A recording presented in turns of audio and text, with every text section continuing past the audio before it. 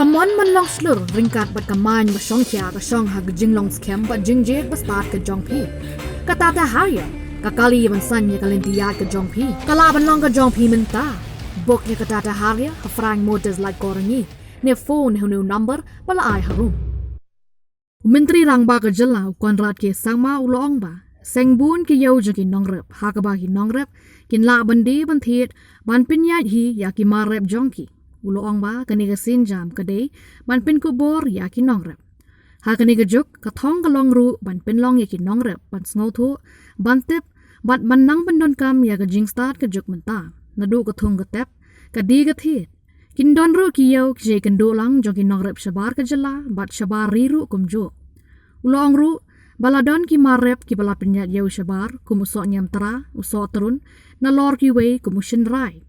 Ka sorkar klasim kiaru ban wanra ya ki karkhana ban san ya ki marep bat ki wei ki jingthung kum ka karkhana sanjeri. Shushu menteri rangba ulong ba ka sorkar kelapan kre ya ka research center hub nagabenta ban lum jingtip ya ka global change bat ya ka ne ka center onte hagathan upper Shillong.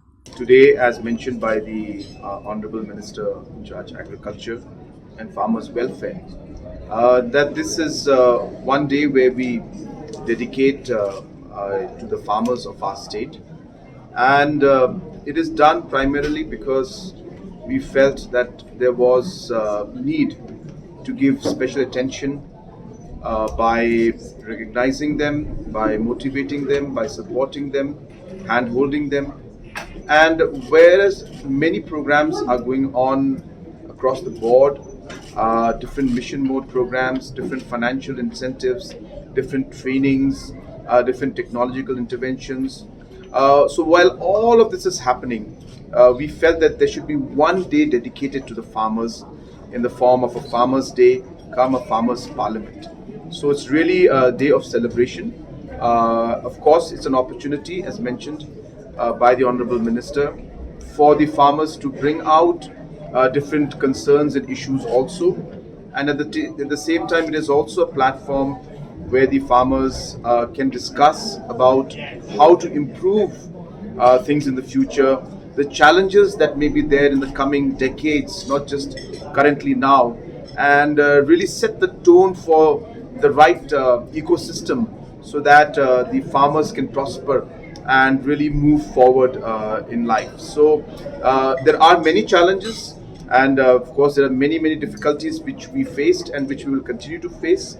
But if we are all together and we work together as a team and we support each other, I'm sure that we'll be able to overcome those challenges and take things forward. So it's really a very great day, and I thank the Meghalaya Farmers Commission, the Hill Farmers Union, and of course the Agriculture Department and the Honorable Minister, and also our Animal Husbandry and Veterinary Department Minister, Mr. A.L. Heck, for all their interventions and their support to ensure that we are able to take up the interest of the farmers in our state. Important day for the state of Meghalaya, particularly because this is a special day dedicated to farmers. We are calling today the Farmers' Day Celebration Day. Today we start the third Farmers' Parliament. This Farmer Parliament had started in 2019, and over the years it seems to have grown in its extent and its reach, especially to farmers' participation. Today we have experts from across the globe.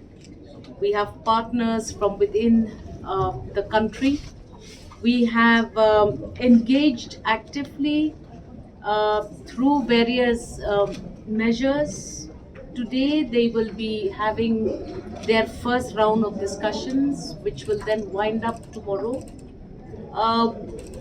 We feel that this farmers parliament is important because farmers need firstly to be given a platform to talk about their problems, but more importantly, they need a platform to be able to understand the demands of modern farming. When we talk about modern farming, we not necessarily only discuss technological interventions and improvisations, But we set the mindset of farmers on looking at climate change as the biggest challenge, inculcating good practices in farmers who will resort to farming as a lucrative practice with business interests, but we also look at the safeguarding of the environment along the same side.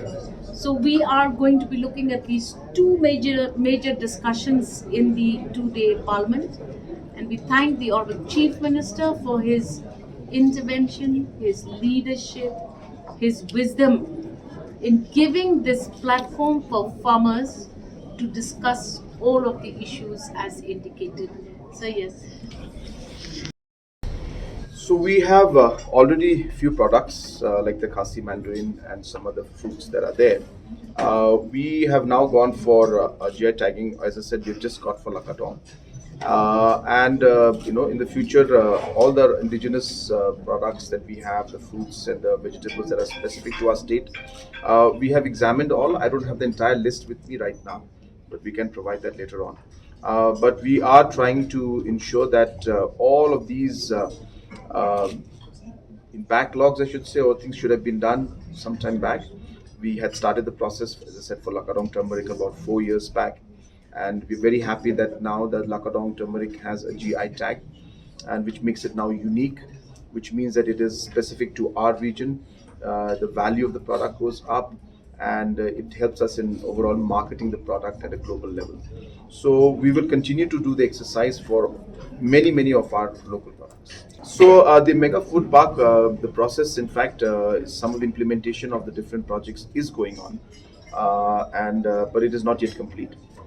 So definitely we will look into doing that. But apart from the mega projects or the mega project that is there, we are now also trying to parallelly have different kind of processing units which are not mega projects in nature. So decentralized models where we have location specific infrastructures so that the farmers can then have access to these processing units is also being done. So you'll see as we move along, we have recently sanctioned funds for processing, say for example, rubber. So Garo Hills is a large rubber plantation, but there was no processing plant out there. So along with some of the different organizations that are very active in this, we have started investing and putting up rubber processing units. So likewise, depending on the region and the areas, we would like to set up different units, and different units are being set up, in a decentralized model. So that the farmers can benefit from this market. So, there are multiple ways. I think Honorable Minister will be able to reply in much more detail. But I can just share with you that apart from these regulated or so-called regulated market that you have mentioned, we have come up with a large number of farmers markets. So we are now setting up farmers markets in different places where we are allowing the farmers to have their own associations and run these markets in their own terms and conditions, so that nobody else will come in and kind of take advantage in some way or the other of the situation. And the farmers will be given full power as well as authority to be able to manage and run the markets as they feel correct. So there's a massive step towards that that we're doing, and we will continue to expand these farmers markets. Some of them are already functional, and some of them we will make them functional soon. So these kind of steps are being taken to ensure that there are more options that are now available to the farmers. Today you are looking at markets where connection with farmers is more relevant for sale of a product rather than going to a conventional regulated market. In a regulated market, you have other kinds of producers and products which likely have short shelf life. Here we're looking at connecting farmers to international marts. You just saw we attended the World Food Mart. There we have a very good intervention. We have several other such markets which are happening online, which the department again is hand-holding the farmers to market their producers globally. We also have several other markets in different states, these marts and these conferences and these showcasing of our products. Next, there will be a Hyderabad meet, then there will be other meets. So these are new concepts of marketing. You don't have to really see a wholesale retail market. A wholesale retail market in its previous concept would mean allowing farmers to take non-perishable items to godowns in a located designated place.